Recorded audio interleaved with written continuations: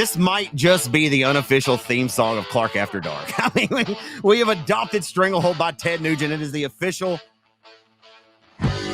song of Clark After Dark. Welcome in episode number 55 of Clark After Dark. Right when we get in. How more corny could I get as we come into Clark After Dark here tonight? For all the people that watch this podcast, for all of you that are listening, I was playing the air drums there for just a couple of moments. I want to welcome in my co-host of this wonderful podcast, week in and week out, of Alexandria, Louisiana, on the other side of this desk. It's Cortland Smith. Cortland, man, what an awesome weekend, man. Just got back from Wheatland here in the last 24 hours or so. USRA Nationals, what an incredible event that was. The 21st annual Cajun Classic, of course, we previewed that last weekend as well. The Lucas Oil Late Model Dirt Series were at Pittsburgh for the Pittsburgher 100 this weekend. That points chase just tightens and the plot thickens right before the Dirt Track World Championship at Eldora. World of Outlaws are in the Plains in Kansas at 81 Speedway in Humboldt over the weekend as well. Two different winners there. We'll talk about that and so much more right here on this edition of Clark After Dark, live and direct on RaceON.com. Cortland, man, football season's right in the thick of it too, man. And we talk about the weather, man. It just doesn't get no better than this time of year, my friend. Halloween's right around the corner. I just love this time of year, man. What say you? Man, it like you hit the nail on the head there, dude. I mean, between the USRA Nationals at Wheatland, you got the Lucas Oil Late Model Dirt Series coming down to a tight points chase. Everybody's wrapping up, kind of like we talked about last week, man. Just that time of year, you got 80-degree highs, 60-degree lows. It's getting that good weather. You see some leaves start to change colors, start to hit the ground.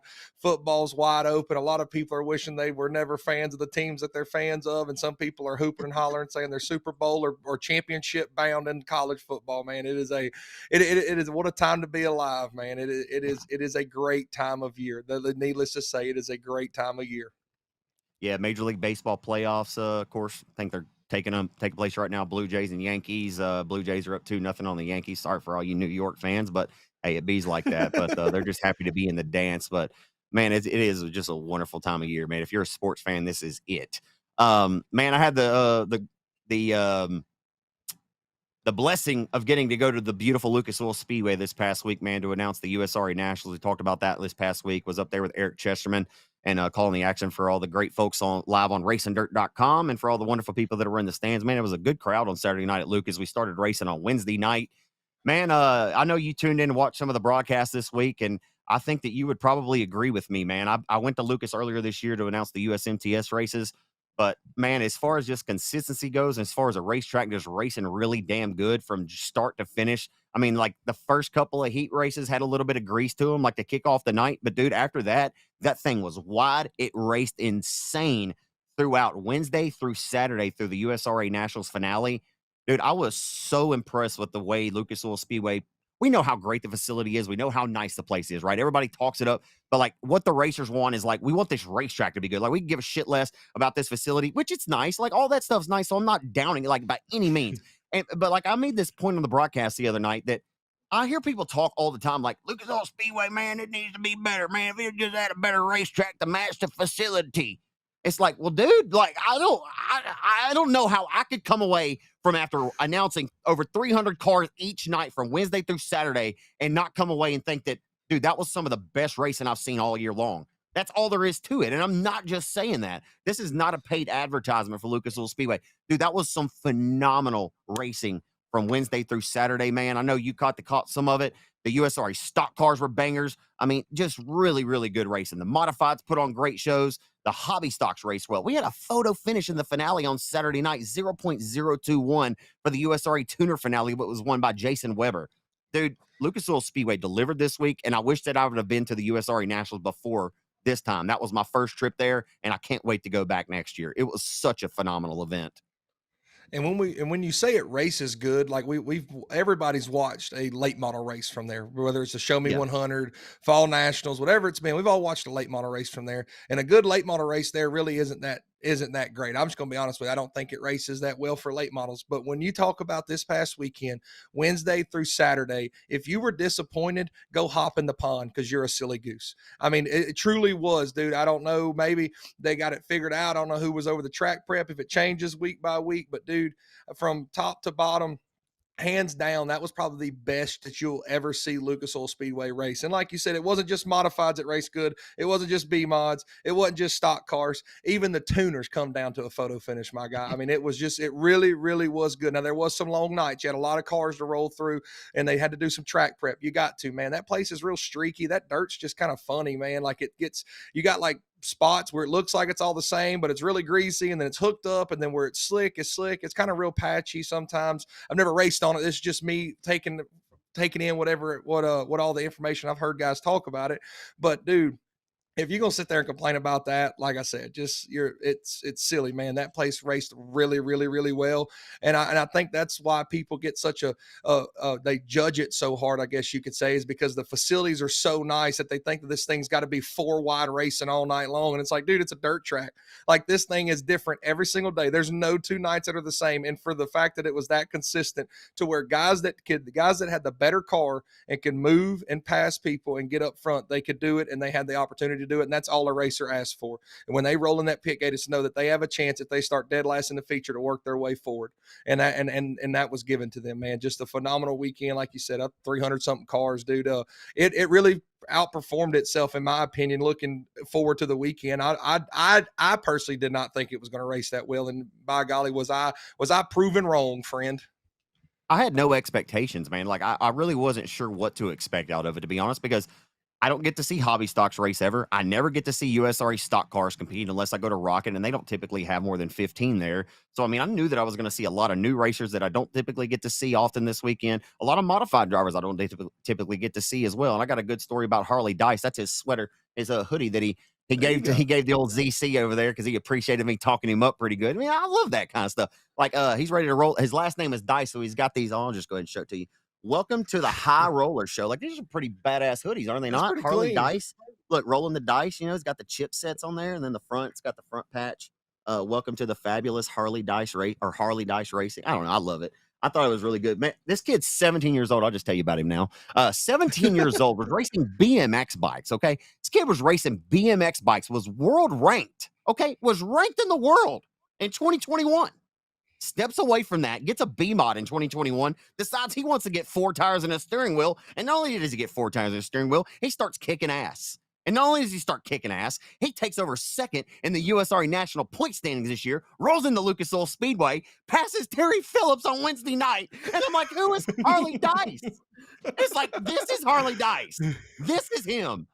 The dude that just passed Terry Phillips, and then the next night, he walks right through the door of Brandon Davis, who just won the Featherlight Fall Jamboree that we just talked so highly of last week. Yeah. Walked right by him. Like, hello and goodbye to you, Brandon Davis. I'm talking Harley Dice up right here because he deserves it, okay? 17 years old, is in a modified, his first full season in a modified, and he finished second in USRA National points and damn near won the finale on Saturday night. Hey, I think he used his tires up, maybe used his equipment up. Cortland, you may be able to speak to that a little bit better than me. I know that I was there. You weren't, but you watched it. Eric and I, as we were calling the race, were like, man, this is going to bite him maybe, because he was going for it. He led the first, I think, 38 laps of the race. Tyler Wolf was in hot pursuit, racing just feverishly through lap traffic. And, man, Harley Dice led 38 or so laps. And I think the motor ran hot. He pulled down to the infield, and his night was done. But, man, that driver really, really turned my head this week, and I was really, really proud to see. I mean, you don't typically see a 17-year-old racer. I mean, let's throw the age out the window. That doesn't necessarily matter. I think it's pretty cool, to consider that he was a BMX racer, but to push the progression that quickly in a short time in your racing career, and to go up to the diamond of dirt tracks and to perform in that manner against that caliber of competition, he deserves to be talked about on this podcast and anywhere else that somebody be willing to talk about him, because, man, he was impressive this week, and he certainly turned my head. How about that run for Harley Dice, man? What'd you think of that? Like you said, I mean, we were sitting there kind of watching it, kind of tuned in throughout the nights, and then Saturday rolls around. I know been running good this week, and I'm like, dang, like just like you said, like, who is this cat? Like, who in the world is Harley Dice? Like, what are we working with here? Don't know nothing. I mean, I didn't know nothing about him before this weekend, and dude, that run he put on Saturday, man, just phenomenal. And I mean, I'm not gonna say it's lack of experience or anything. Just, you're out front in that Wheatland. If you don't know, when you're there and you're up there and you're pounding that cushion and you're getting it on, that Wheatland can eat up some tires pretty quick. At least the last couple times that I had been there, whenever you're up there gassing on it, wheel spin, and as hard as he was running it, I guarantee the motor might have been running a little hot because he was on the gas and I mean just showed out. I mean that's all you can say about it really. I mean just went out there and drove the absolute daylights out of this thing and put It on a did. show. And if you don't know who Harley Dice was before this weekend like me, well you do now. And if you didn't watch and you listen to this podcast, you know who Harley Dice is, and keep your eyes out, folks, because I mean that performance, and I don't know, I'm sure he had never been to Lucas Oil Speedway before this weekend. And to roll out there, that place is tricky, dude. There's a lot of people that'll never It figure is. that place. They will tell you right now that place is just something else. And which all racetracks are. They're all a little funky, but that place just seems to be one that a lot of guys have a lot of trouble getting their hands on.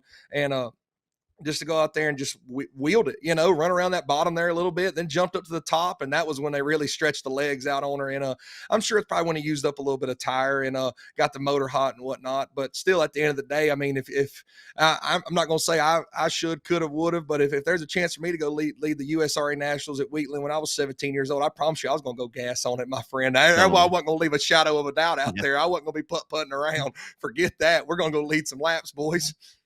Yeah, I think it's impressive though when people see your name. Okay, this kid's second in USRA national points, but how's he going to perform whenever his back's against the wall and all the chips are on the table?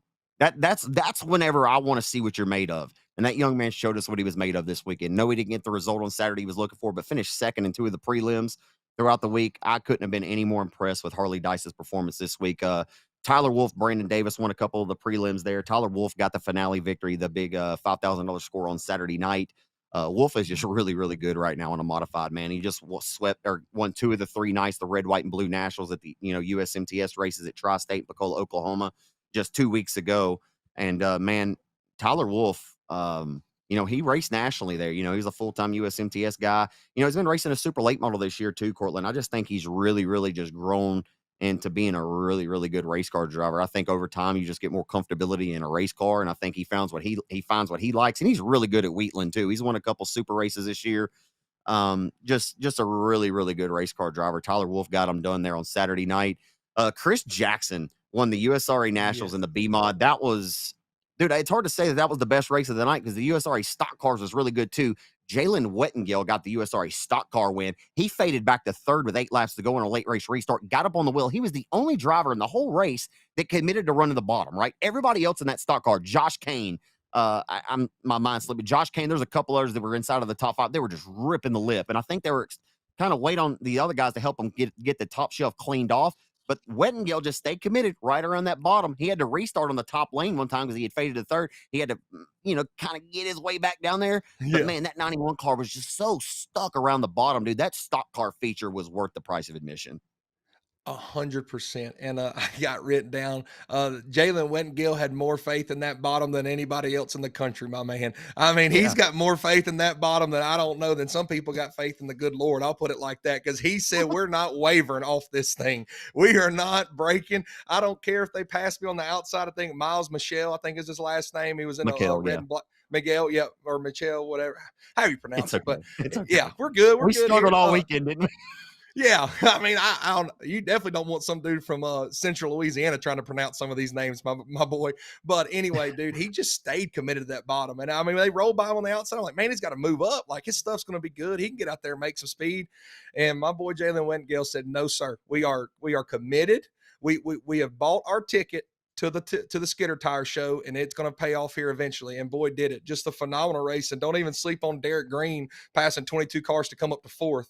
Like Josh Kane was up there railing the top. I mean, they were all over that joint. And again, man, that's all you can say is that Jalen Wettengale, he had more faith in that bottom than anybody else. And he said that he was going to win it down there. He wasn't going to get off of it. And that's the crazy thing is a lot of people don't understand. You ride that bottom for so many laps and you're sitting there, and I don't know if they let stick guys signal, whatever it may be, but like you ride around that bottom and you're starting to kind of slow down some just because the track's wearing in, and you're sitting there thinking somebody's going to blow by me on this outside. Like racers pay attention to how the track wears in. They can see that top's starting to get cleaned up a little bit, or people are starting to run in the crumbs. And if that cushion starts moving farther up the racetrack, well, then obviously somebody's up there running it. So you might need to be considered.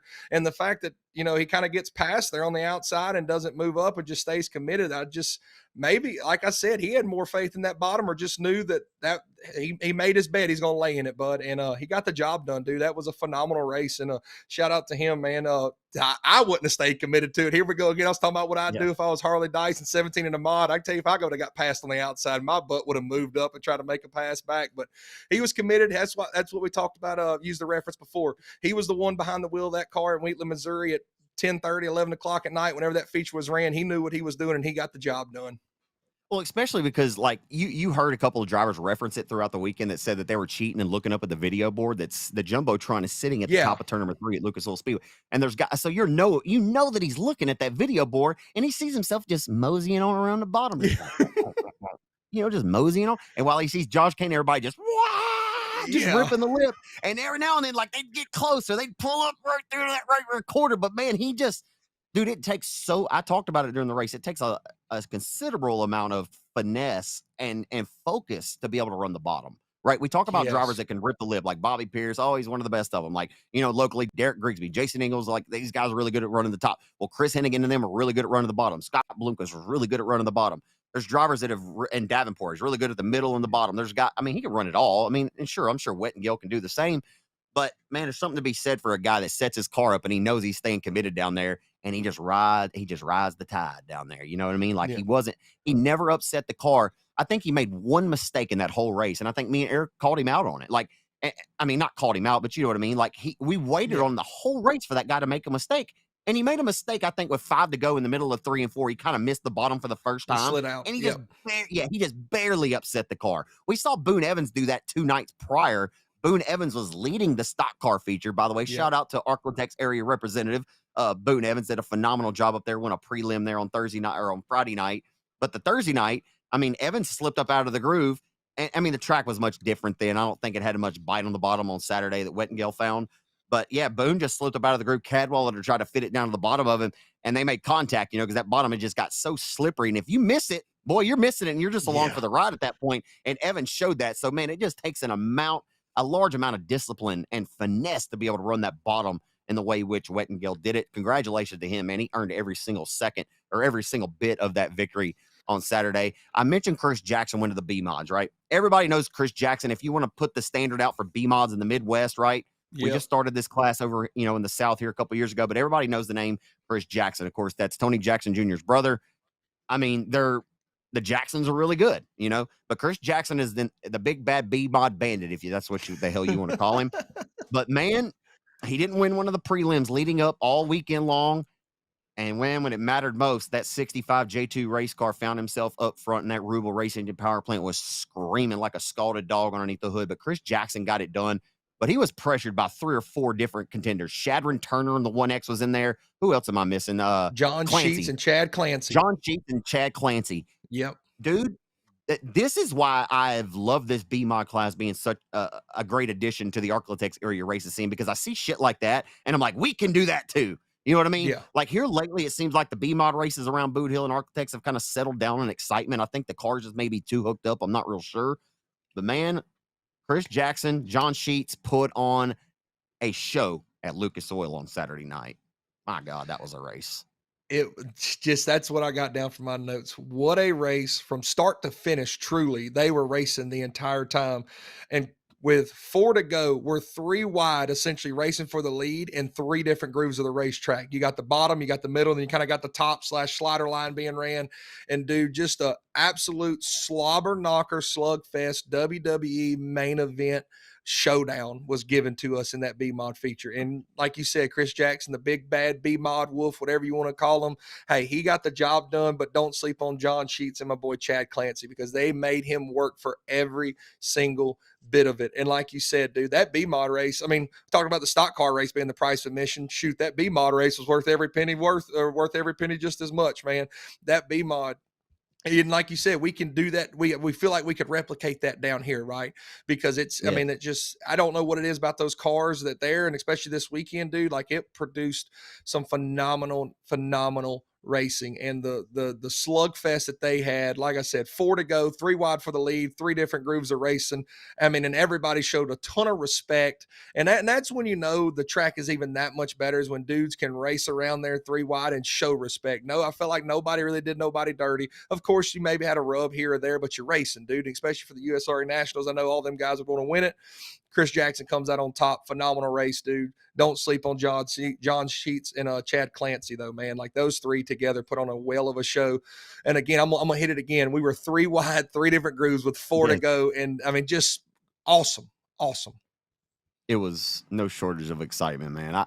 I'm so happy I made the trip up there, man. I was kind of on the fence, obviously, man, because you know my ties around here. Like, I get a little bit of fear of missing out. Like, the Cajun Classic's going on. I mean, I know that's in good hands, but like, I mean, I think I've called 15 of those, you know what I mean? I don't know exactly the number, but I mean, that race is near and dear to my heart. So, I mean, yeah, I mean, I kind of miss all my Louisiana, you know, my family racing around here. I get that fear of missing out a little bit, but I'm really happy that I went up to Wheatland, man. We had an absolute blast. I stayed in the B house again, Forrest Lucas's house over there. I think 6 or 7 of us stayed in that house. It's like an 8-bedroom house. It was really a good time, man. We had an absolute blast, man. We truly, truly did. And a shout out to Cody Tupper, man. Made the feature up there on the kickoff night. Wednesday finished 8th. I don't think Tupper really found the comfortability he was looking for all weekend, but man, he was steadily bouncing ideas off the J2 race car, his counterparts out there. Colby Williams and Tupper both made the finale on Saturday night, so I think that's to be commended. You know, like, we haven't ran this class for long around here, and those guys continue to gain speed and get better. Connor Williams didn't quite have the luck that I think he was looking for.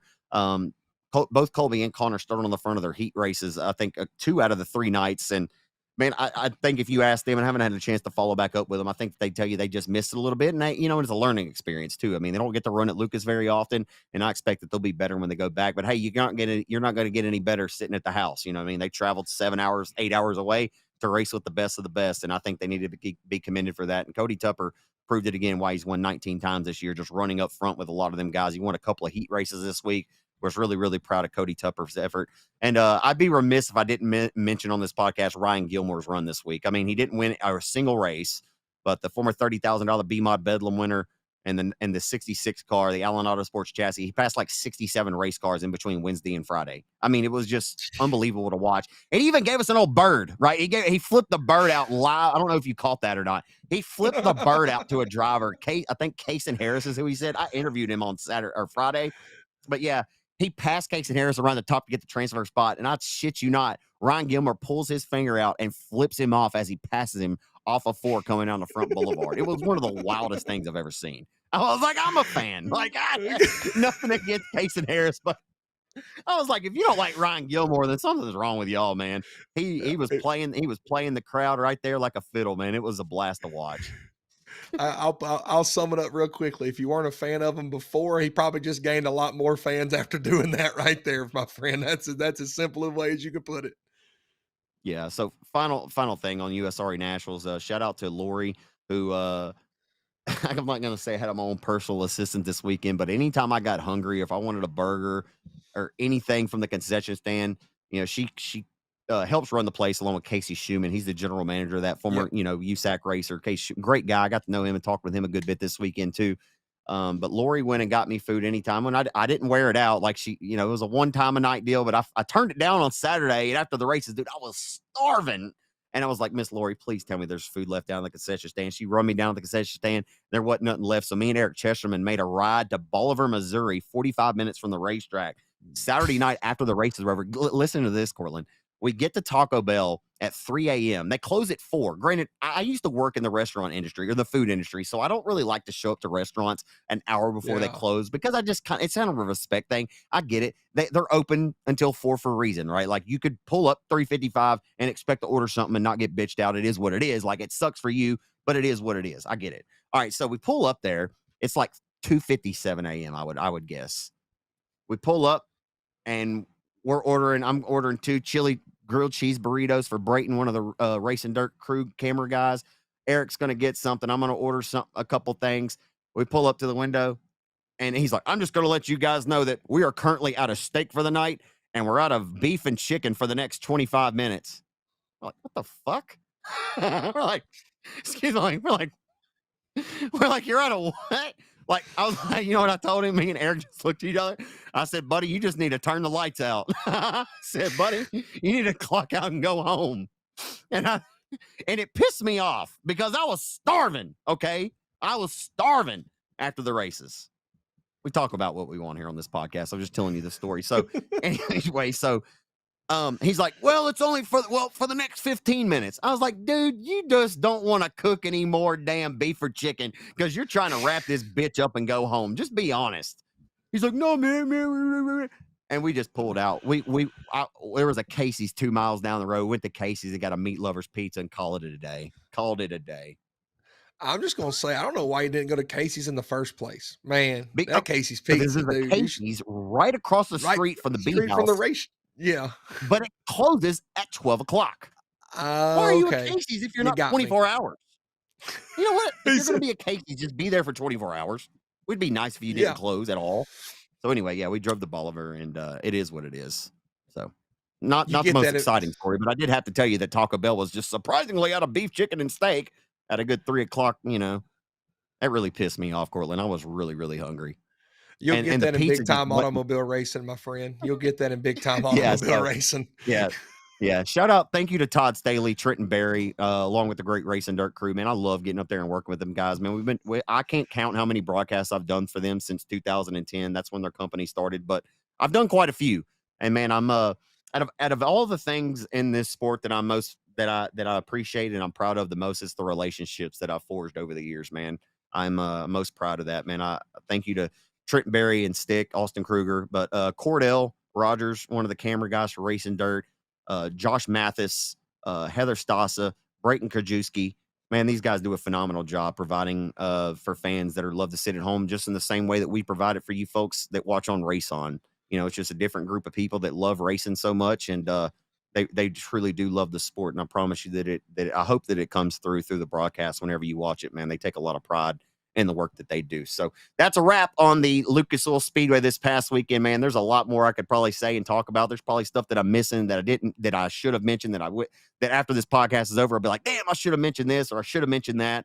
But man, it was truly a great week. And I know that you watched it and I know you agree. It was just final thing we got to say, put a bow on it. The racing was phenomenal. Good job, Lucas Oil Speedway, USRA Nationals, everybody that had a hand in it. You couldn't complain about a whole lot. And even if you did, I probably ain't going to listen to you because you're silly. All right. For everything that happened and went on, dude, phenomenal job, man. Broadcast, phenomenal. Racing, phenomenal. Facility, awesome. And the only thing that we can complain about is that Casey's was closed at 12 o'clock. That's all you got to say, my friend. That's it, brother. That is it. So the 21st annual Cajun Classic took place this past weekend. Of course, I'm paying attention. Josh Bell is sending me updates, like racing updates throughout the races. Like I'm in the middle of calling a race at Lucas Oil, and Josh Bell he's like, do you want updates or are you going to go back and watch it? And I said, no, send me updates. So Josh is sitting in the stand. And I was really excited first when he told me that he hasn't seen that many people in the grandstands at Arklatex Speedway in a long time. I heard that the crowd at Arklatex on Saturday night was phenomenal. I love to hear that. Josh said that he thinks it was in between 600 and 800 people, but in between 600 and 800 people at Arklatex is damn slap full. I mean, you didn't make it. I don't think you made it there this weekend, but I'm sure you watched some of it. But of course, the king of the factory stocks right now. I mean, is there any debate that Dalton Faulkner's the king of factory stocks right now? No debate here. No lie detected here. No lie detected here. Still no King of the Hill winner, but everything else he has done it multiple times. Dalton Faulkner wins the Cajun Classic and holds off the 8-time Cajun Classic champion Justin Whitehead. Like, is this the race where we officially say that Dalton Faulkner is officially taking the throne away from 36J? Or maybe we don't have to say it like that, right? Like, we don't have to really put it out there like that. Like, but if we're going to put up power rankings and say that, hey, man, this guy's 1A, this guy's 1B, Dalton Faulkner is unequivocally the number one contender in factory stock racing and has been now for 4 consecutive years. Yes. You can't sit there and say he took the throne completely away because 36J was hot on the heels. And if the track would have been a little bit different conditions, I think there would have been a chance for a little bit more. I think 36J would have took a shot at him, but Faulkner never gave him a really good opportunity for a shot to be thrown at him. So, but yeah, when you sit there and you're going to rank it 1A, 1B, the 36J's kind of found his mojo back this year, as we kind of talked about. Not that he ever lost it, but he seems to be getting back to the 36J of old. But Dalton Faulkner, man, Daft chassis, just dude, if I grin every time I think of Dalton, because he's just good old boy from old Cut and Shoot, Texas, just shows up, builds his own car, dude. He works just as hard as anybody else. I know he's got a bunch of different buddies that come in there and help him, but the fact that he is a part of his program literally from the ground up, from building his car. I believe he's got a best engine power plant under the hood. But other than that, dude, he is a part of his program literally from the ground up. And for him to have built what he has in this factory stock racing and done it all the way he has, man, it makes you smile and realize that, even in our little world, that we're all, he's a superstar in our little world, but you can get there with hard work and dedication, and you can go sit there and build your own chassis at your house and get the job done. And for him to have done what he's done, man, I remember 5 years ago, I say 5 years ago, several years ago, this 27 car from down there 105 Speedway starts showing up, and like, man, this dude's fast. You know what I mean? Like who is this cat? And then all of a sudden, here we are, 2025, and we're like, oh, he's that dude. Like he's him, as the kids would say, like that. He's that dude. He has officially solidified himself. And I'm sure in however many years down the road, when we start talking about the greats of the factory stock era, and in the early 2000s, between the 2015 to 2025, we will sit there and look back as Dalton Faulkner as being that dude.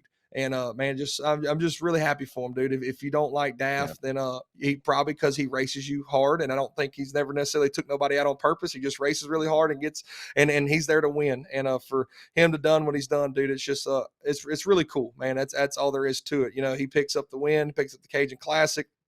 He was pumped up about it, and that's what's still cool is the excitement that he still has, even after winning all these races, is the excitement that he still shows. And that to me shows the fans of how much that these guys are invested into it. And just to hit on the fans before I turn it back over to you, man, you could tell through the broadcast that there were some people there, because when the camera pans, when they're going down the front straightaway, you can kind of sit there and see heads in the stands. And a lot of nights you don't see too many heads, but man, on Saturday night, that place was packed out. So man, shout out to those race fans that made the trip up there and supported the Cajun Classic, dude. Phenomenal turnout. The racing wasn't necessarily great, but to wrap this up before you want to take it whichever way you want to take it, Daff is him. Yeah. The 27 is that guy. Yeah, I kind of wonder why that was, though. Why there were many more people. I wonder if Chris and maybe Rim went into town and gave out tickets. I don't know. Like, I'd be interested to know. Maybe I need to make a phone call tomorrow and just figure out, because I think we'd like to duplicate that method to the madness, right? Like, we'd like to do that again and over and over and over again. We'd like that to be the normal, every single week. And, same for Boot Hill. We'd like that for Boot Hill as well. But, Arklatex has always been the track that's more, I wouldn't say more difficult to get to, but like, as far as just going as a fan, got to travel. If you're coming from Shreveport or Houghton area, you got to travel all the way down Highway 9. And the bridge was down for a while. Now, thankfully, the bridge is up. You don't have to take the detour and all that stuff. But, it's not a place you can go have a couple beers at and then drive. I'm not condoning drinking and driving. Don't get me twisted here, but it's not a place you typically would go out, have a couple beers and go home. Like Boot Hill's a little bit more prone to that because it's right off of I-20, a little bit more accessible. But hey, great crowd. And I agree with you wholeheartedly. I remember when Dalton Faulkner came to the Arklatex for the very first time, the Timberline Speedway, and he told me after the very first race he won that he wants to be the best. He said, I want to beat the 36J and I want to beat the best. And here we are 7 or 8 years later, and he is the best. And I find that to be really, really badass, because Justin Whitehead would even tell you right now, if Justin were on this podcast, he would tell you that Dalton Faulkner is the best. And he doesn't mind admitting that. Justin knows that he had a good run. Justin had a 12-year run of absolute dominance where everybody was like, how in the hell are we going to beat the 36J car? Well, now the shoe is on the other foot, and it's been a ton of fun to watch, to be honest with you. I like it that it's been flipped on its head, and we got newcomers and goers and movers and shakers. That's what the sport's all about. There's going to be times when guys come through and they dominate, right? You remember Boot Hill in the 80s and the 90s. It changed hands. Ronnie Adams freaking dominated for years, and then Doug Ingles dominated for years. In the street stock ranks, Jeff Gandy dominated for years, and then Dean Rasco dominated for years. That's just how shit works. That's how racing is. Everybody's trying to get on top. That's what it's all about, my friend. Like, you'd like to see more parity in racing at times, but like, dude, I'm telling you, there's a lot. I could name off probably 25 factory stock guys right now who are on the cusp. Like if they just stay committed and they keep grinding their heart out and they keep grinding with their racing program, they could be the next Dalton Faulkner. Who's the hell say they can't? You know what I mean? Like there's a lot of guys that pour their heart into this shit, and you're just waiting on them, like it just just waiting on money to strike for them. But I'm who am I thinking of? Hold on. There was a particular driver that I was going to bring up that I digress on that. But so I Whitehead mean, finished third. Got a little side. I well, wanted to give a special shout out to Ryan Powers coming home third, right? yes, DFW driver. He could have easily went to TMS this weekend. That was another thing. The car counts and factory stocks were split this weekend. We had 52 in Vivian. I'm not sure exactly how many showed up to TMS, but it was a solid car count. 41 But at TMS. yeah, 41. I mean that's 90 or so cars in between the two racetracks, and we kind of expected that to be the case. But man, how about R12 Ryan Powers, Flying Ryan, getting a good run there, and Brandon Brown advanced 14th positions to finish in fourth. I mean, Brandon hadn't raced, I don't think, in 6 or 7 months, and he returns back to the cockpit, and my boy finishes in the top 5. Come on. He was wheeling her. He might have ruffled some feathers. It was just kind I of heard. it was just kind of Hey, the it was that's kind of the what Brandon circumstances do. we were given. Hey, I That's mean what that can it is. Brown do for you? What can Brown do for you? Well, I'm sure a couple guys may have asked that question as they were taking the trip back to the pit area. But Who'd yeah, you get dude into has it it. with, Cortland? Uh, let me see. Mark, I think Mark Underwood, him and Mark Underwood come Uh-oh. together, or And Alex Williams. I don't know about Oh, that. I thought I I heard know for that. the Sorry. feature for Here sure. I am. Oh Sorry. no, I Let me mean not I don't interrupt know. you. Sorry. Well, I was just going to say we're sitting there and we're kind of ringing this top at Arklatex, and not necessarily the top where your right rear's hanging off. It got black there about 3/4 up the racetrack, and you can tell that that's where you needed to be. If you weren't there, then you were getting passed, and everybody's trying to work their way up. And Brandon just went in there and tried to slide up there and just made the situation a little tight. And I we can sit here and people are going to watch at home and they're going to say, oh, he ran over him. The camera started panning. Did did Brandon Brown send it off in there a little hard and going to slide up there and make it a tight squeeze? Yes, he did. Did they make contact? I don't know. That's between Brandon Brown and Mark Underwood Jr. You know what I mean? I could just tell you from my vantage point, my man was trying to make a move to pass a car. And if he made contact, well, that's between them two, not necessarily me. You know what I'm saying? My name's clear of this situation. But, yeah, I mean, I'm just going to tell it like it is.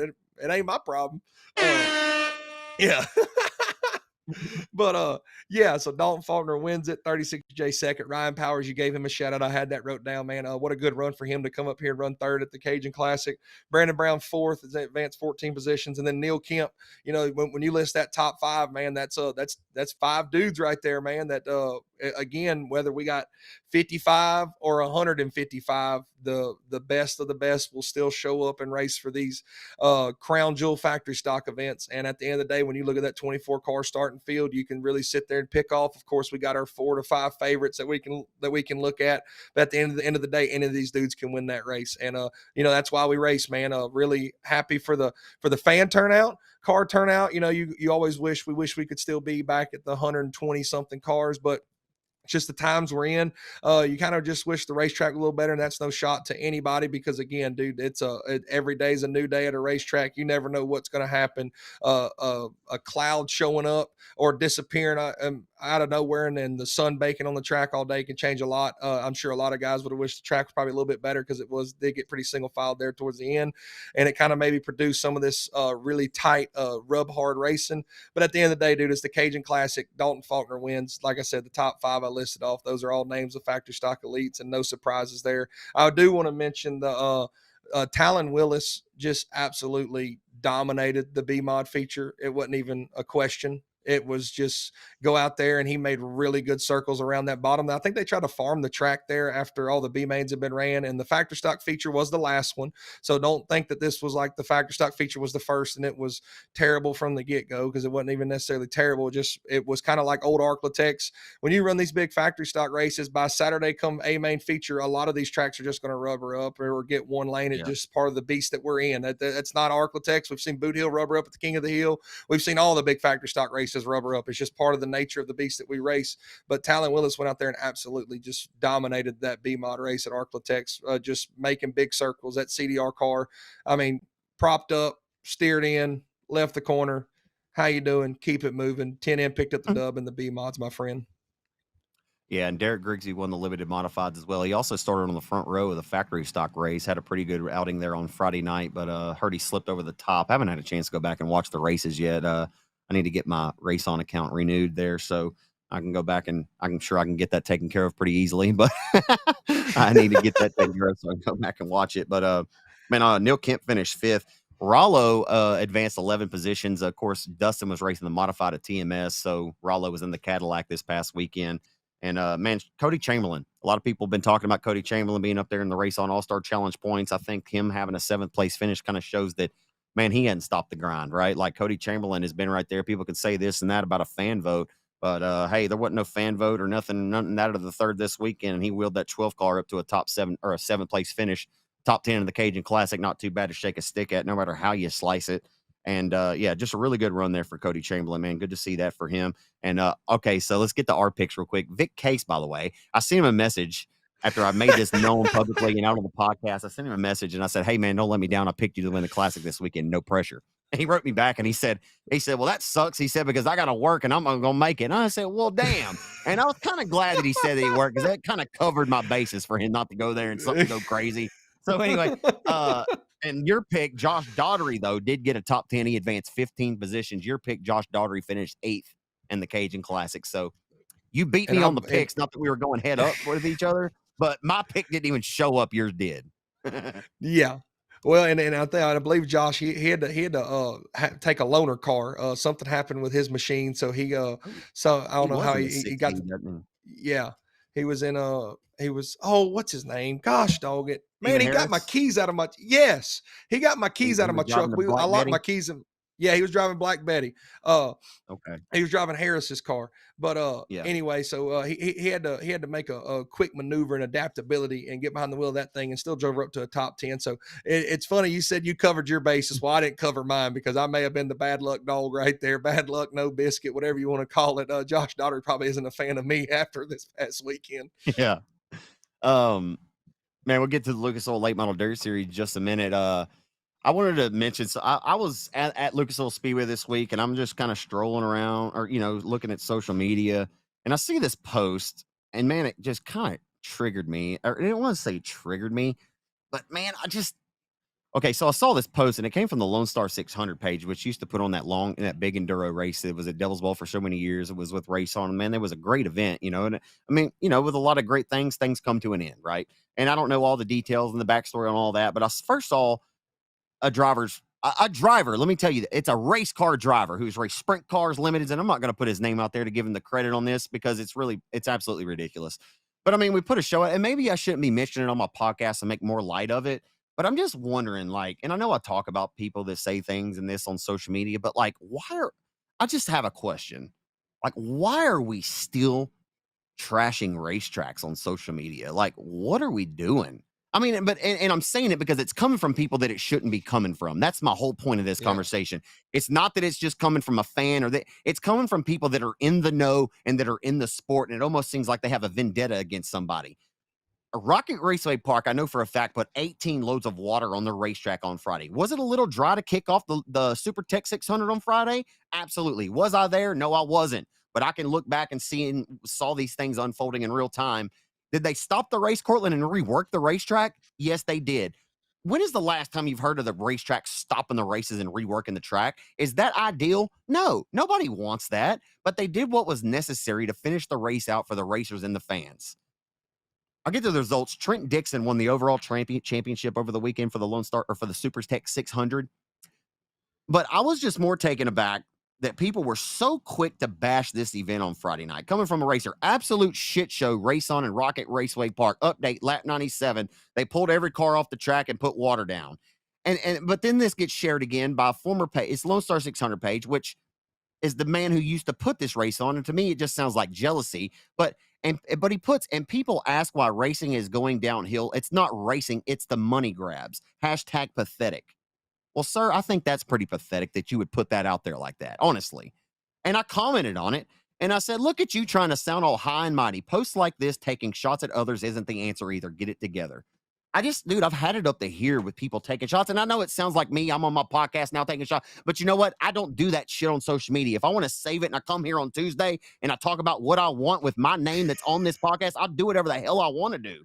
And I'm not saying I'm high and mighty and I'm better. But dude, like, we can't continue to do this shit. What did Rocket do on Friday night? They stopped the races, fixed the racetrack, and I heard, dude, I have reached out to 6 or 7 different drivers who told me it was phenomenal. Saturday night was great. Was it ideal for the fans to get dusted out on Friday night for the first half of that race? Absolutely, it was not. Do you really think people that the people who bought Rocket showed up and they just thought to themselves that this Super Tech 600 is going to be a money grab and we're going to sabotage the race fans and we're going to sabotage the racer and give them a shitty racetrack to compete on so bad that you people will go on social media and trash the racetrack indirectly like they did it on purpose? What the fuck, man? Like, I don't understand. I know it seems like I'm getting worked up, but I just don't understand. Like, what is the point?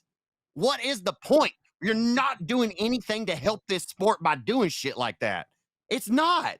Like, all the it's just turned into such negativity rather than people talking about how great this was on Friday night. They're talking about how dusty the racetrack was. Because you know what?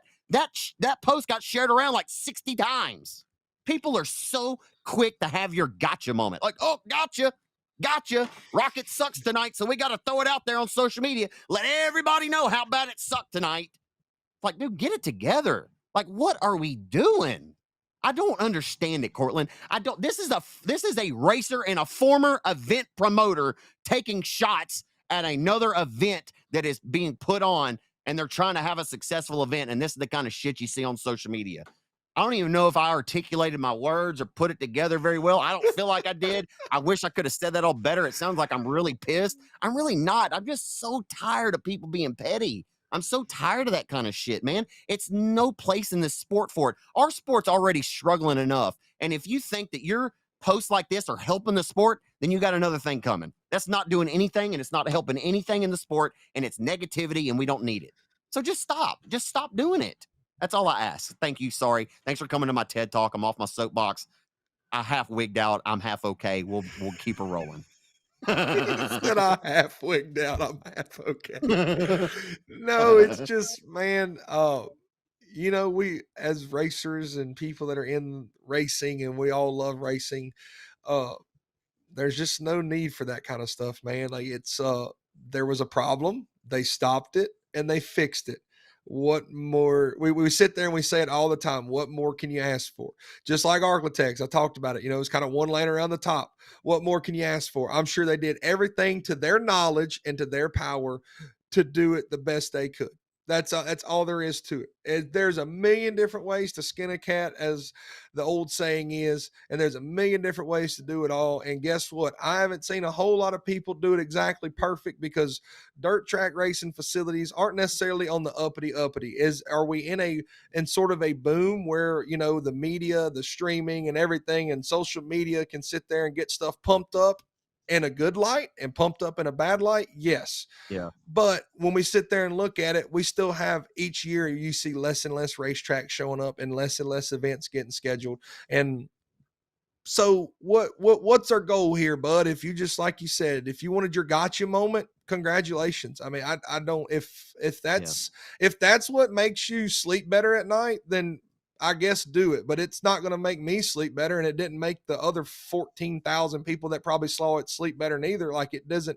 I'm glad that you think that had an effect to somebody's day, but it really didn't, because at the end of the day, if you actually did a little bit of research and wanted to look into it, you realize that probably a lot of guys went home happy. And like you said, I saw several fans go on there and say they stopped, they fixed it, and it was phenomenal after that. So if you just wanted your gotcha moment, congratulations. Like, if that made you sleep better that night, good job, bud. I don't know what to tell you, because that's not, I mean, at the end of the day, we talk about racing being a family and we're all here for each other, but then there's a few bad apples that can seem to ruin it. And I don't know, like, I don't know who all shared it. If you think that was my main concern, I was just trying to find results. Like, I'm not a big social media guy. Do I see a lot of stuff? Yeah. But I mean, if you think I took any time of day whenever I see some silly stuff like that posted to read it and actually consider it, get out of here. Like, it is what it is, man.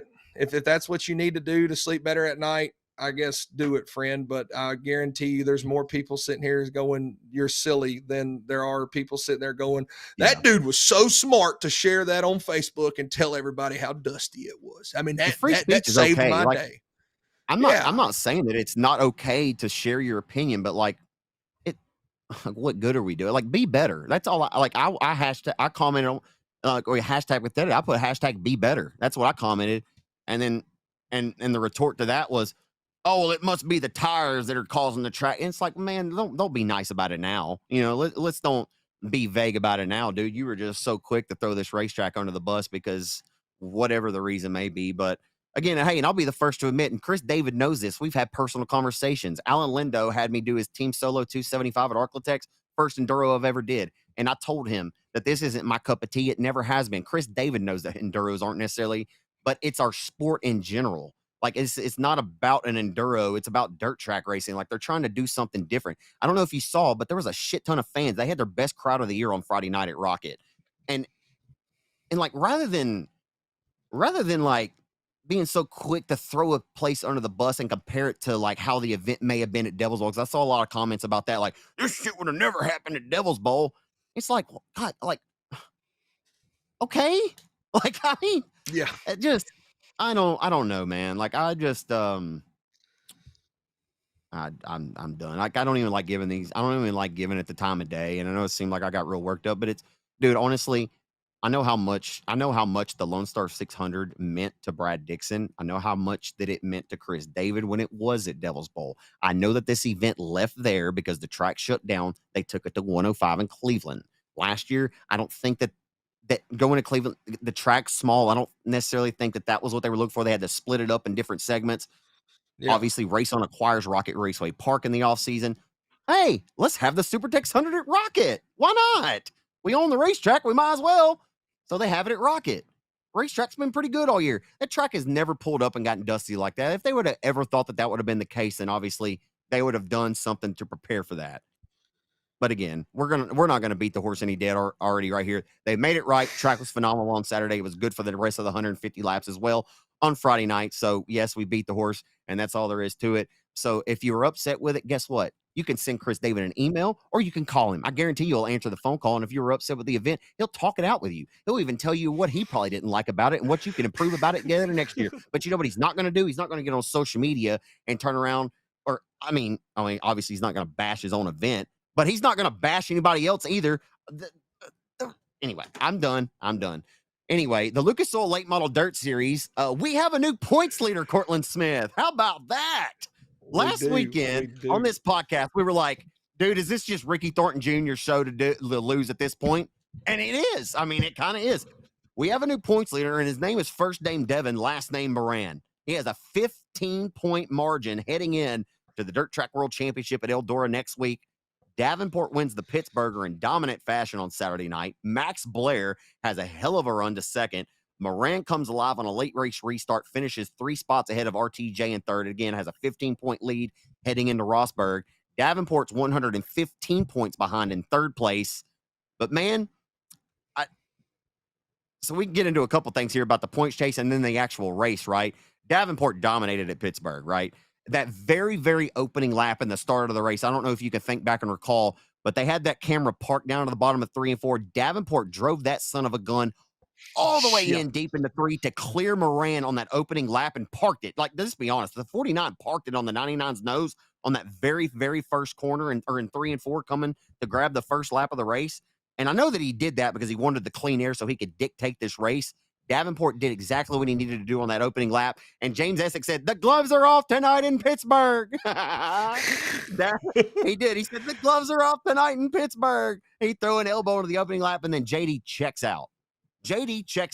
But the race behind them was phenomenal. Brandon Overton is up top, ripping the lip in the 76 car like nobody's business. I mean, the way that top runs at Pittsburgh is just such an interesting. The way Overton was just straddling, the way you have to roll the car and you almost park it, right? Almost the way you drive into the corner, you park it up there on the top and you get back into the gas and you just follow it all the way around. That top at Pittsburgh, it almost seems like it's an extra mile around the top. But the runs that Overton was finding to get that launch off of 4, to meet Max Blair back at the flag stand, that race was worth the price of admission in itself. Just watching Overton rip it when he fell out of the race with that flat tire with I think 10 or so to go. I was thinking to myself, Cortland, again, I'm watching it after I get back to the house, after I was at Lucas on Saturday. And I'm like, dude, he has to be worn out. Like, who's to say that dirt track drivers aren't athletes? Because I guarantee you, Brandon Overton's arms feel like noodles right now. That dude was wheeling the shit out of the 76 car on Saturday night. Change his name from Big Sexy to Big Hustler because my boy was Yeah. up there hustling that thing. You hear me? And that Pittsburgh, I mean, you talk about how wide it is and just how long of a way around it is. Dude, they went 6 wide on the parade lap. Like that's just how Yeah. Yeah. big and how wide this place is. And then it kind of shelves off up there. So you can't really just go in there and expect to bounce off the wall because like it's not like it's a smooth banking all the way up. And dude, you don't see the 76 get up there and muscle her around the around many places. He's very much one that he made his bread and butter at Eldora riding through that middle, kind of like a JD type deal. But he saddled up the horse and he rode Bushwhacker for 90 until the right rear gave out on him, and dude, the runs you could get, like you were saying, it's crazy, but it's so long a way around and you're just in the gas that you can just pick up all that speed. And, but it's one of them deals. You live by the sword, you die by the sword, because as same thing on Friday night, we talk about Overton having that flat. Friday night, RTJ's up there singing a tune around the top side, and he blows out a right rear tire. And I've never been to Pittsburgh, but obviously people are talking about rocks. That place is really big.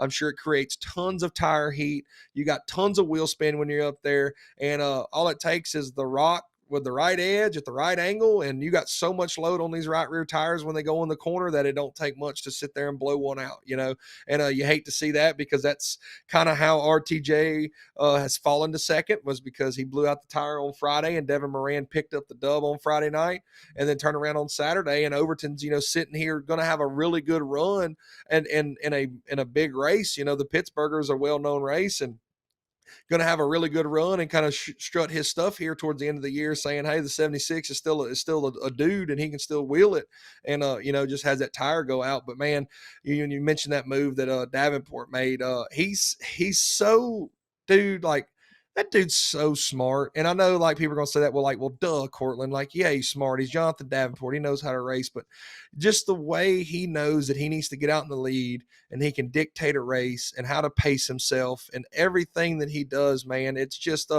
you learn that with experience and laps and everything, but then also there's just a raw talent that you can't that you either got it or you don't. And JD's one of those dudes that's just got it, man. He's got a really good team around him. You'll hear me talk about that just as much as anything else. That double down or double L Motorsports, Lance Landers out of Batesville, they got a really good team. He's got a really good crew with him.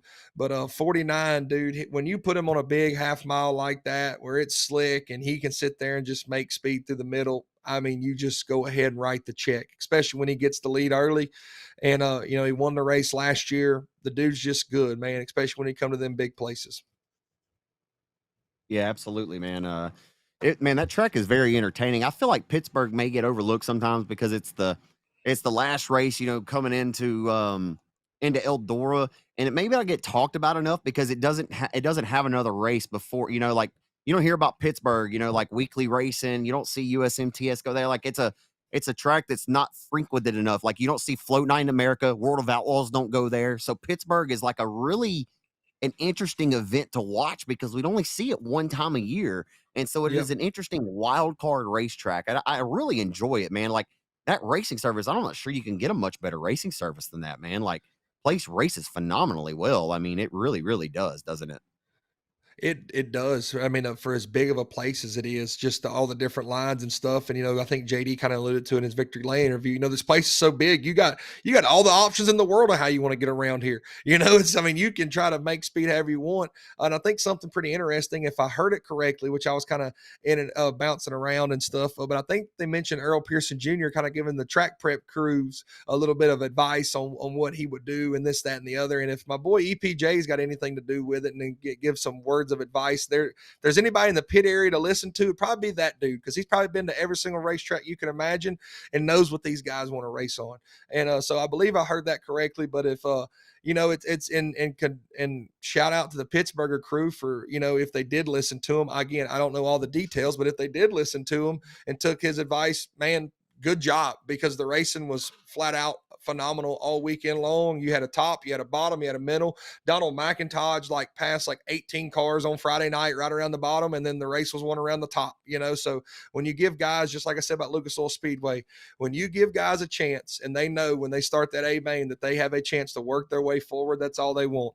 Whether you got to sit there and you got to rip the lip a couple laps and then get to the bottom and then make speed in the middle, however it's got to be done. But that Pittsburgh is a really cool place. It's definitely, the trailers are in the infield, which is even cooler. I'm not necessarily, we don't have a lot of big half miles around here. I remember Lone Star back in the day. I always thought it was cool as a kid to have the pits in the infield, but that just gives it a cool vibe. And they don't go there a whole lot. It's a once a year stop, and they make the best out of it. I'm glad it's part of the race for the championship, because the last 2 years it's absolutely raced phenomenal. And then at the end of the day, like I said before, all you need to know about it, if you're looking for your 30-second Pittsburgh recap, 49 is that dude on Big Slick half miles. That's all there is to it. But I got to give credit, dude. Devin Moran is absolutely knocking at the door of consistency with this whole chase deal. And I think even said in his Friday interview, if he can get 2 wins and the rest podiums, he's done everything he can do to do it. Well, my boy's got a win at the Pittsburgher. He run third on Saturday, and he even made a late race move to get around 20 RT. And it may have been a little bit of a tight slider that he threw there, but I definitely think that was made with playoff implications in the back of his head 100%. So it will be interesting heading into Eldora. 15 points, obviously, as we can see, it can get flipped on the top of its head just like that. What you got? I seen you pointed at me. Ricky would have made the same exact move that Devin did to him, and Devin knows that. Yeah. And that's why Devin pulled that trigger.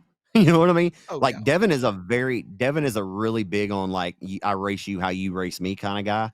You know what I mean? Devin's a very, very clean racer, but he races how he's racing. He knows that Ricky would have raced him the same exact way that he raced him, and that's kind of how that one played out. Ricky just didn't quite have the car to win on Saturday night. I mean, Friday night got the flat tire there, but man, Devin's just doing what he needs to do to win a championship. And not saying that Ricky isn't, but Devin is really, really pulling stuff from deep from within to try to win this title. And I tell you what, a 15-point advantage, and he's got a really, really good shot. I mean, is he as good? I mean, I think it's a debate.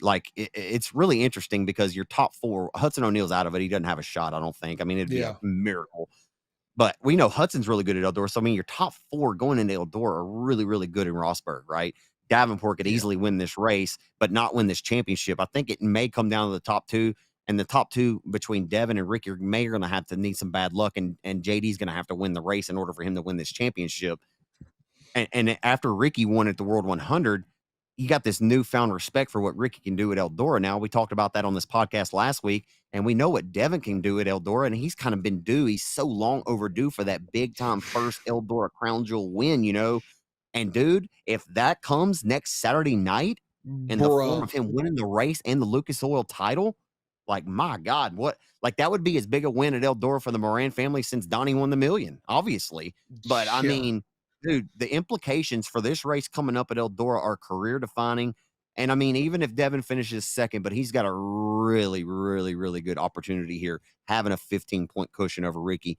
Devin can really shock the world. I think people are still expecting Ricky to win the championship, but I'm just saying, don't be shocked, man. 99 is rolling right now, and he wants this title bad, and I think it's awfully indicative by the way he's driving right now. And you got to remember a couple years ago when Hudson O'Neal won the championship, he slid Devin Moran on the last lap to get it done. So Devin has had this championship taken away from him in the last quarter of a racetrack at Eldora Speedway. And you said it best, career defining, because I'm not saying Devin Moran won't never have another shot to win a national championship. The dude has a long career ahead of him, especially if he stays with Roger Sellers and Double Down Motorsports team. Really great group of guys there. And Devin seems to be very happy, got a good team around him.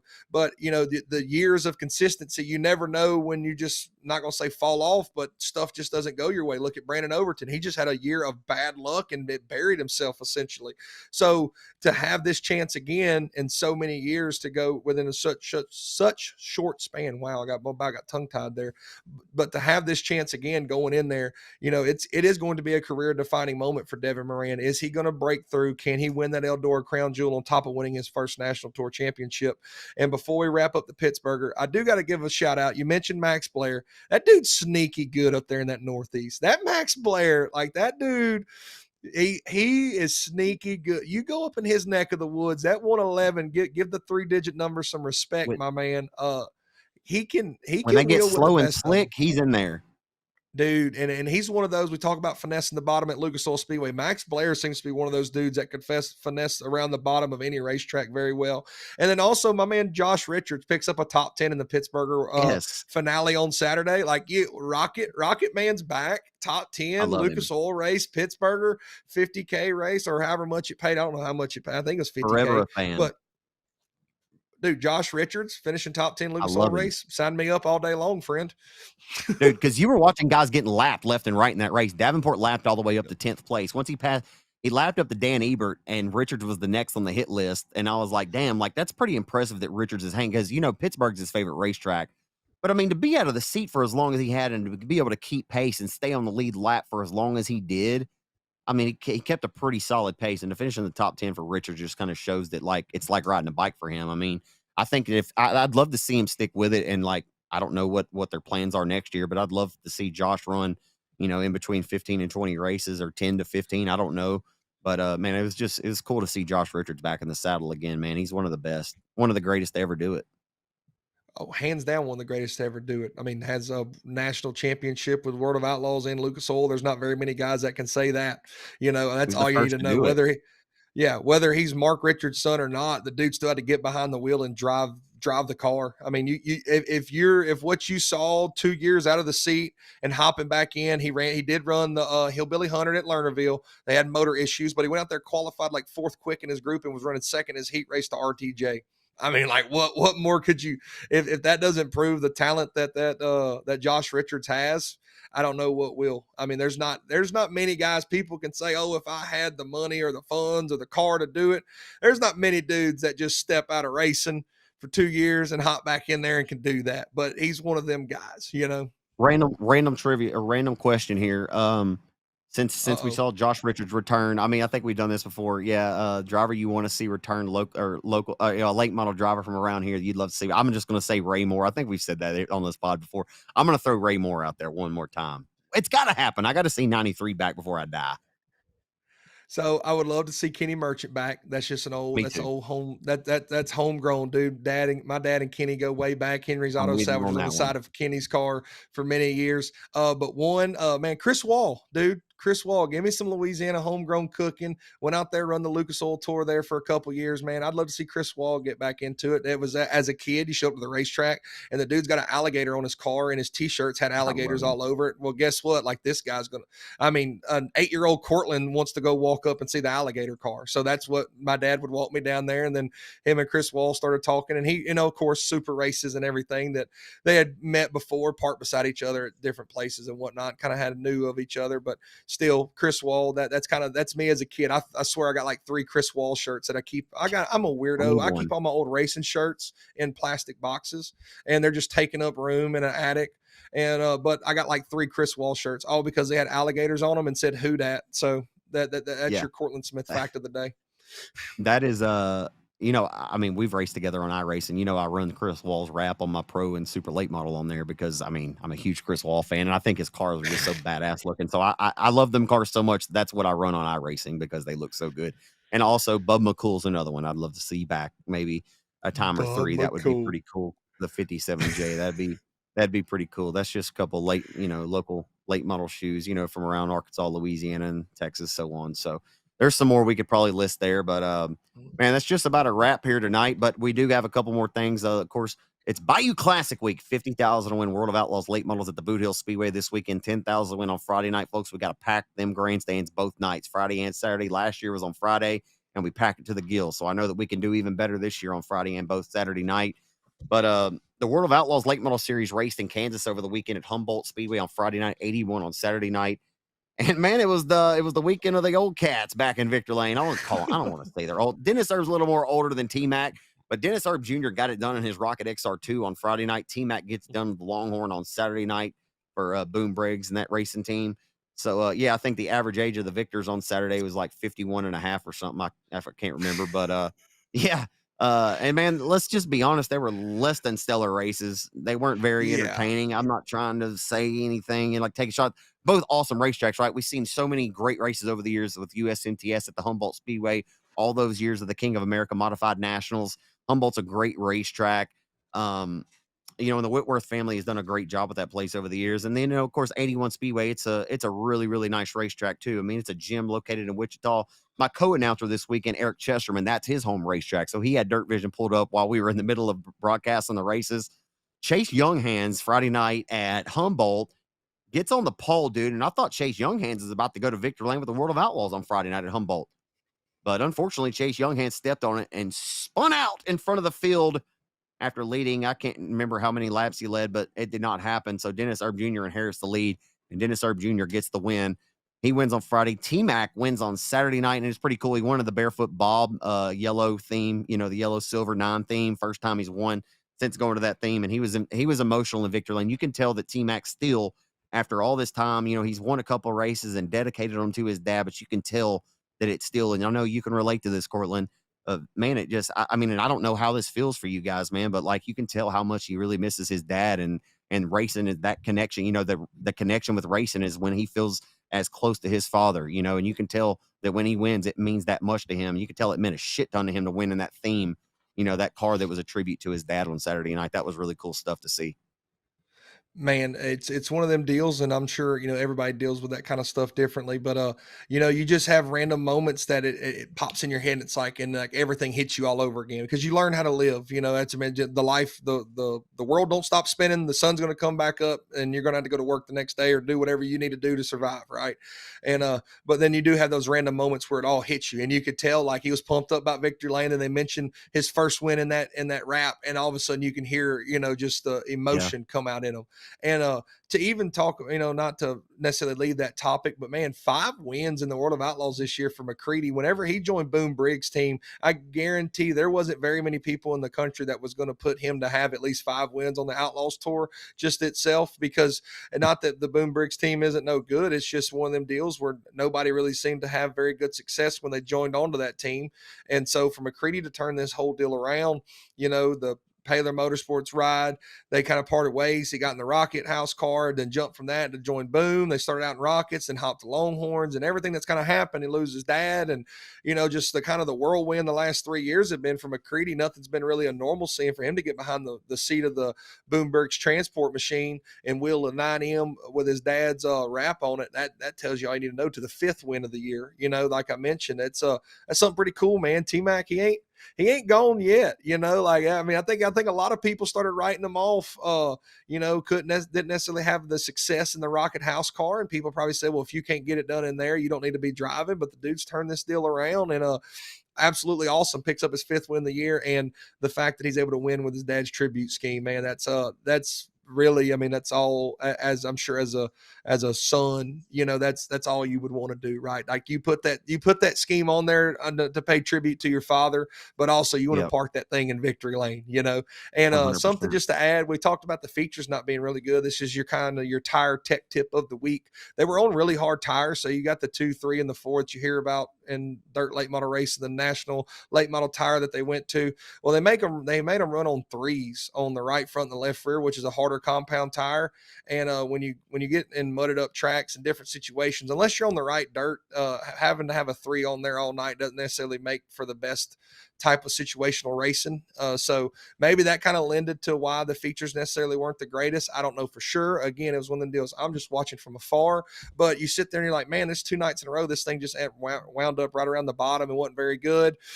I wasn't there to watch a track prep. I can't give you all the ins and outs, but that's just kind of my tire knowledge of the day, I was looking up the tire rules before I made that deal, and I believe they were on the harder compound tires. So that could have tended to maybe why the tracks ended up the way they did, because you put them hard tires on a muddy surface, and you kind of got to work in one groove that's best and roll from there.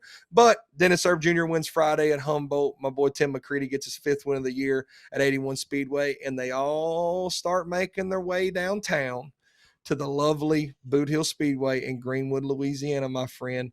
They're already at Stuckey's. 50,000. Yeah, a lot of people already at Stuckey's.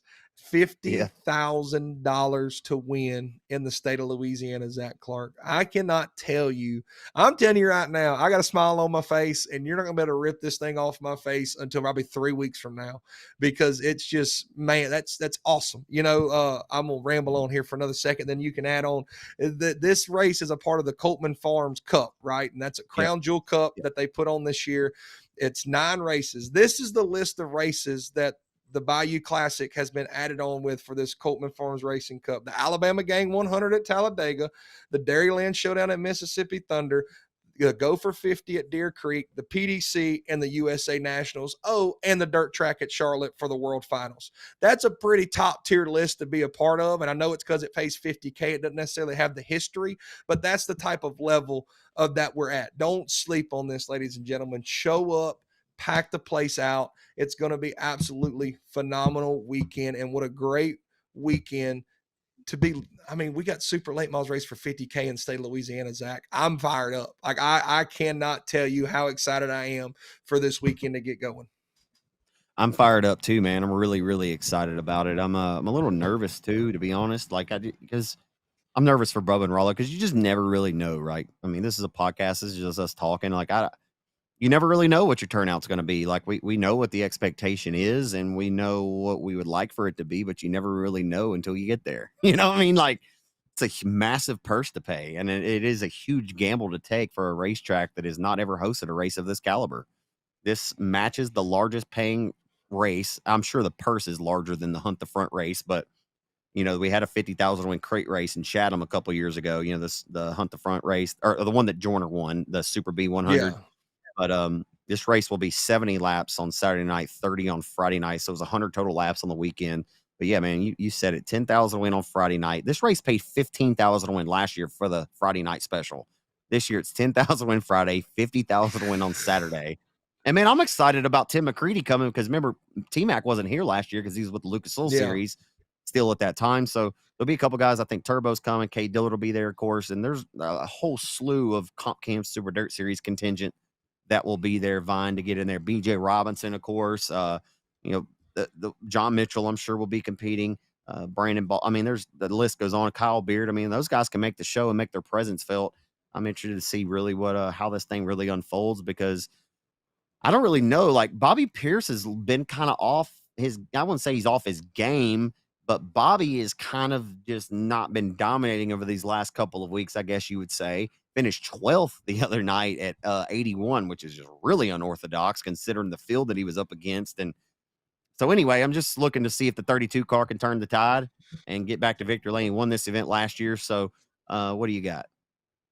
Oh no, I was just gonna say the 32. I guess I forgot to mention that about at 81. He was gonna start on the front 2 rows and pull into the staging lane, 10-minute horn sound. And when you get to staging, you can't do nothing to the car, boys. Hands off. And I believe they said that he made an air pressure adjustment. Air pressure. And center to the tail, bud. Get on back there. And as we talked about, the racetracks weren't necessarily the best to make up the most ground, so he kind of got buried there from the get-go, and just kind of had a rough night. But you know, you look into this weekend, dude, it's an open, it really is an open floor for anybody. You know, Brandon Shepard, I believe he put out there that he's headed down here. You can't sleep on the 97.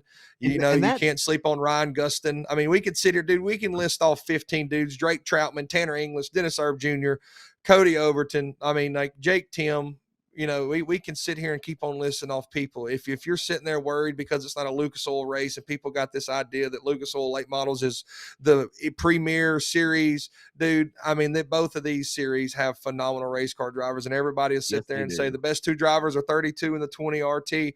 Well, guess who's going to be there? The 32 is going to be there, friends, and everybody's sitting there. And like you said, he hasn't necessarily been as great as he has been, and then we're in for a well of a show. Go ahead. Man, I feel like Nick Hoffman's going to win one of the two this weekend. I don't know. I just feel like he's going to be good. But I was going to say that obviously Brandon Shepard must have really enjoyed Boot Hill last year because he was in the Longhorn Factory team. He's going a pretty good distance out of his way to come run at Boot Hill and then turn around and go right back to Pennsylvania. I'm sorry, go to Rossburg, Ohio next week. I mean, Yep. that's a pretty good commitment. I mean, to take the family car down here on an off week from the Valvoline Rocket One car, I think is pretty damn cool. Like Brandon could take a weekend off, spend time with Michaela and the kids, but he's not. He's coming to Boot Hill Speedway because he's hungry for some money. And hey, let's just say it like this: Brandon Shepard is an outlaw. Like I think he's an original. He's an outlaw driver. He's maybe on the Lucas Tour right now, but I think Brandon Shepard through his heart is an outlaw driver. I don't know if you agree with that, but I think he's an outlaw. That's just me. And that's why I, he's I coming, because he knows he's coming to do outlaw shit at Boot Hill Speedway. he said outlaw. No, I think Brandon Shepard's just a racer, dude. Like it doesn't matter. It doesn't have to be the Yeah, Rocky. he's Yeah, an outlaw. yeah. That's my He's just point. a He's an outlaw. yeah. Yeah, Yeah, no, I was clearing that up for yeah, the people that maybe just you thinking yeah, yeah, outlaw yeah, out there living life on the edge. No, Shepard's a yeah. clean cut dude. He can and now he'll be driving the race car on the ragged edge and he'll get every bit out of it. But it just alludes back to they had a phenomenal. Obviously, they must have enjoyed it here last time. On top of that, it's paying $50,000. I mean, you got to think about it. The World 100 last year paid $54,000 to win. So to sit here and have a $50,000 to win super late model race, that's obviously going to pique their interest to head down here. But also, I got another note, man, and it goes back to packing this place out. When we made the when the feature started last year, I went down there in the infield in the hot pit area, and I'm talking to a couple of the crew guys that I've become buddies with over the years. Whenever I was full time and in the racing world, and they literally verbatim, Colby Richmond, who works for Kay Dillard, he looked at me and said, "Dude, like this place is like packed out like a Prairie Dirt Classic at Fairbury. You got people standing all around the fence, sitting there 2 or 3 deep, grandstands packed. You can't walk around this pit area. The t-shirt trailers were selling out.